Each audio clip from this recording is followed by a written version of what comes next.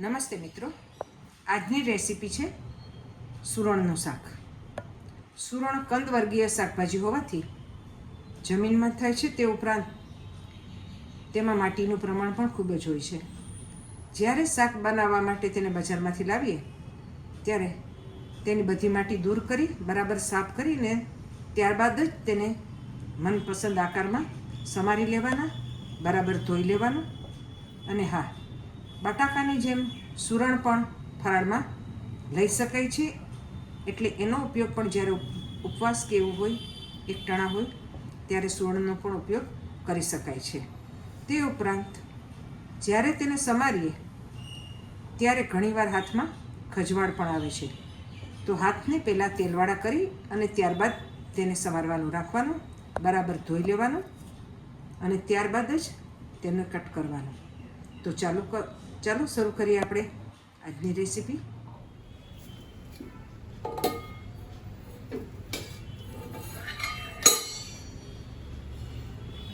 શાક વઘારવા માટે સૌથી પહેલાં આપણે 2 પાવડા તેલ મૂકીશું. તેલ બરાબર થઈ જાય એટલે થોડી ચડિયાતી મેથી નાખો. મેથીનો ટેસ્ટ આ શાકમાં સહેજ પણ કડવો નહીં લાગે.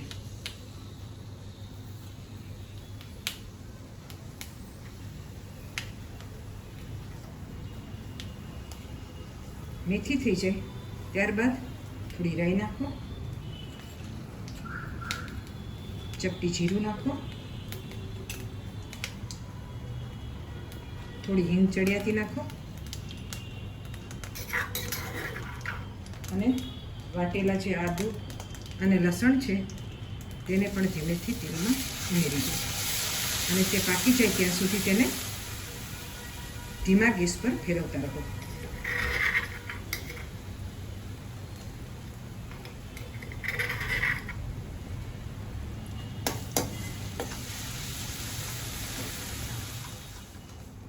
આદુ અને લસણ બરાબર પાકી જાય ત્યારબાદ જે ખાંડણીમાં આદુ અને લસણ વાટેલા તેમાં અમે બધા રૂટીન મસાલા, હળદર, મીઠું, થોડું મરચું, ધાણા જીરું પાવડર અને સિંગદાણાનો પાવડર નાખીને ખાંડણી ધોઈને તે પાણી પણ આમાં ઉમેરી દીધું છે. હવે આ બધા મસાલાને જ્યાં સુધી તેમાંથી તેલ છૂટું ના પડે ત્યાં સુધી પાકવા દો. મસાલાને ધીમા તાપે પકાવો. મસાલો બરાબર પાકી ગયો છે અને તેમાંથી ધીમે ધીમે તેલ છૂટું પડી ગયું છે. હવે આપણે સમારેલા સુરણના ટુકડા અંદર ઉમેરી દઈએ. ધીમેથી સમારેલા ટુકડાને ઉમેરી દઈએ.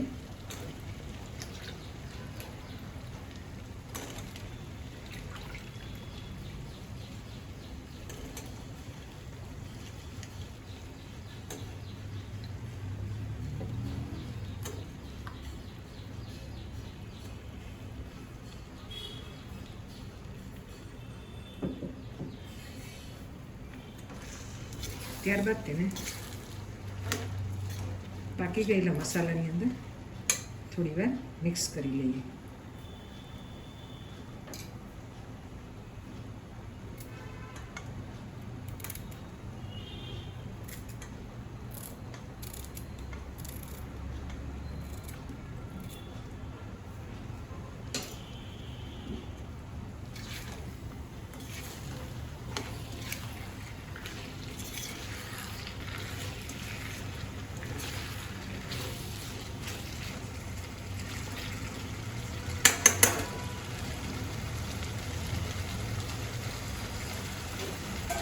થોડી વાર તેને ઢાંકીને મસાલા સાથે ચડવા દઈએ. ત્યારબાદ પાણી ઉમેરીશું.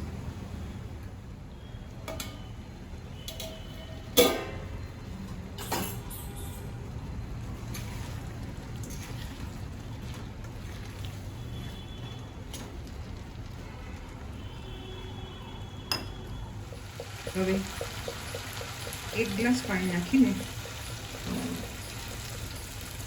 ગેસનો તાપ એકદમ ધીમો કરી તેને જ્યાં સુધી પાકે નહીં ત્યાં સુધી ચડવા દઈએ. શાકને ચેક કરી લઈએ.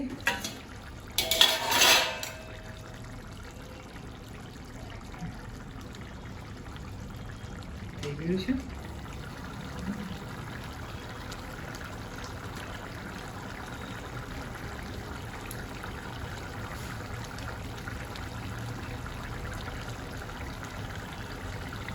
કોથમીરથી ગાર્નિશ કરી દઈએ.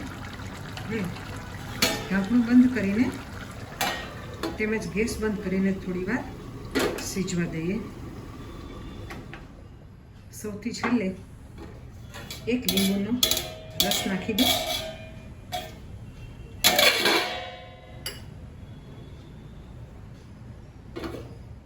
તો મિત્રો, આપણું સુરણનું શાક બનીને તૈયાર છે. તેને ગરમા ગરમ રોટલી સાથે પીરસો. ફરી મળીશું નવા વિડીયો સાથે. ત્યાં સુધી આવજો. અને હા, વિડીયો જોવા બદલ દરેક દર્શક મિત્રોનો ખૂબ ખૂબ આભાર.